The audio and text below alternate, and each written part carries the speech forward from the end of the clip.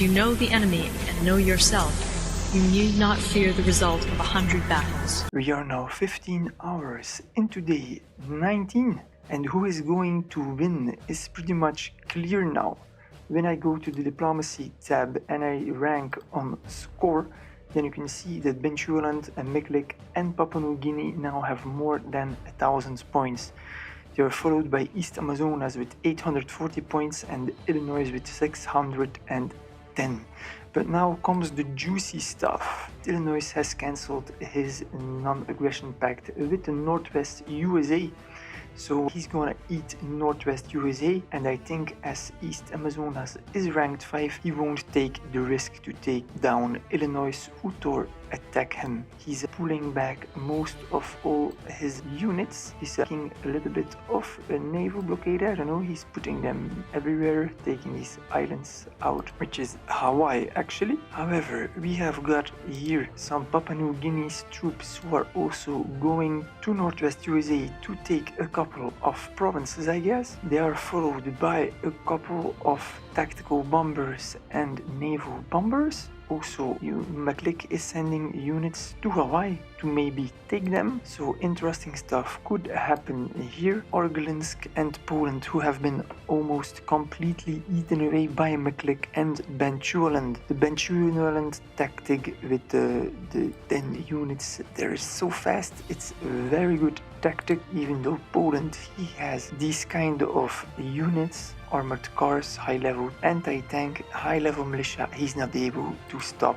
this Bechuanaland machine. He's getting attacked at all sides. Now the light tanks have now level 5 Axis tanks. Let's see. They deal 21 damage against unarmored units, 9.9 damage in attack against heavy armor, and 14 against infantry. What the hell do you do against this? This is crazy. He's just keeping on taking provinces from Poland, chewing him up bite after bite. Let's see how many units Poland has left. He has only 46 units versus Bechuanaland, who has 511. He has 10 times more units. It's crazy. 500 units. What? And they're all high level. So he just researched 2 kind of land units, and then he can upgrade them heavily. Also, his navy has been upgraded to very high levels. He has a little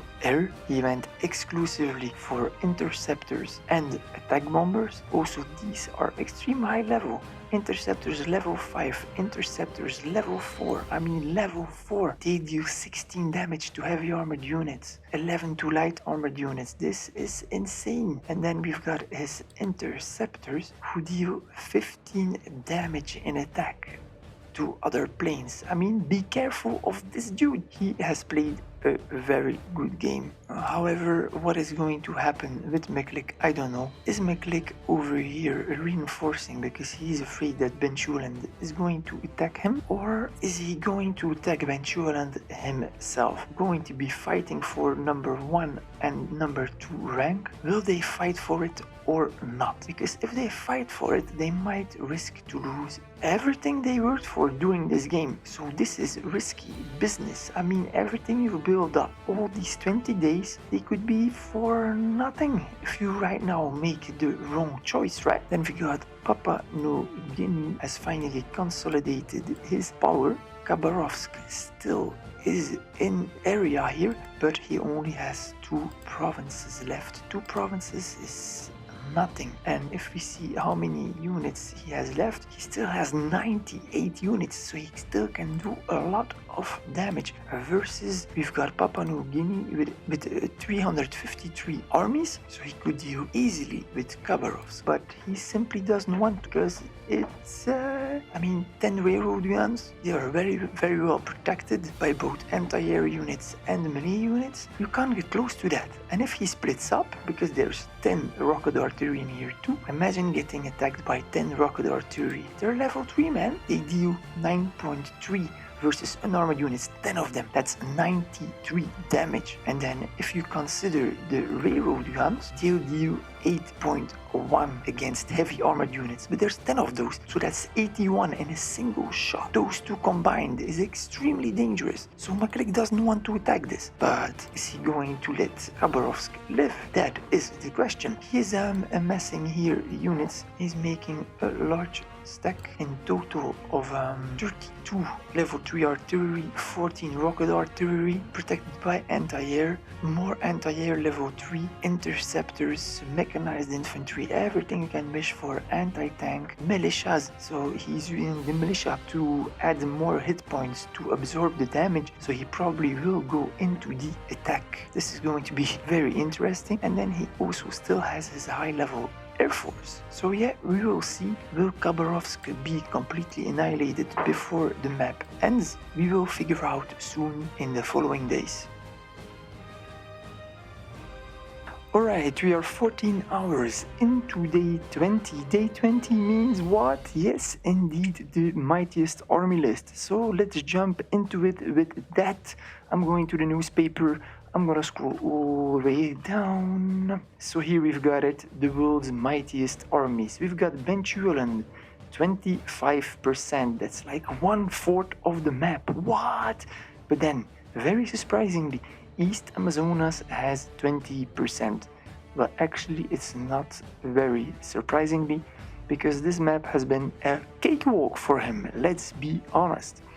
Then we have Papua New Guinea, as he had a lot of losses against Khabarovsk, followed by the 4th place Meklik, who has lost a lot of units in the war against Poland and Argninsk, and then 5th place Northwest USA with 11%, followed by Illinois 10%.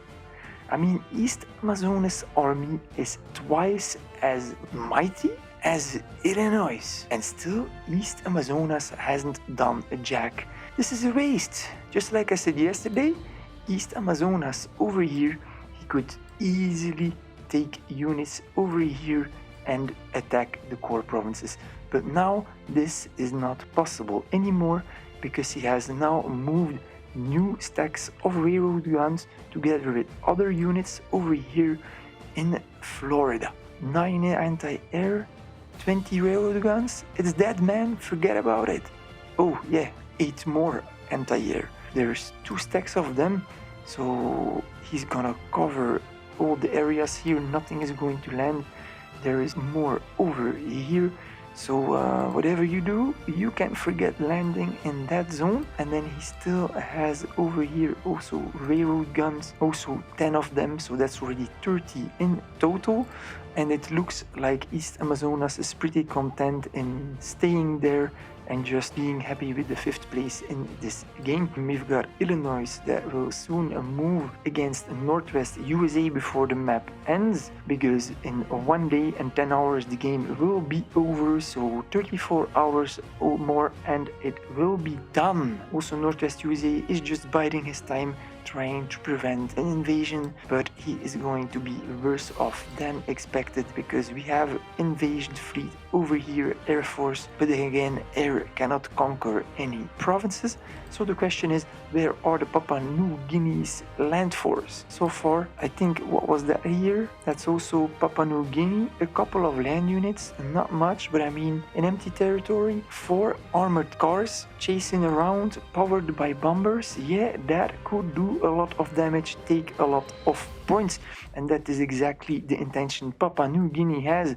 Papua New Guinea still is fighting Khabarovsk, or as a matter of speaking, he isn't fighting Khabarovsk. He thinks he doesn't want to take the risk. And then we've got Meklik, who has now entirely defeated, or not, but almost defeated Arglinsk, and also Poland is now being trashed by Benchuoland. Poland has managed to take back some of the English territory, and he's recovering also the units here in Iceland. So they are not giving up, they are fighting up to the end. But that's basically it.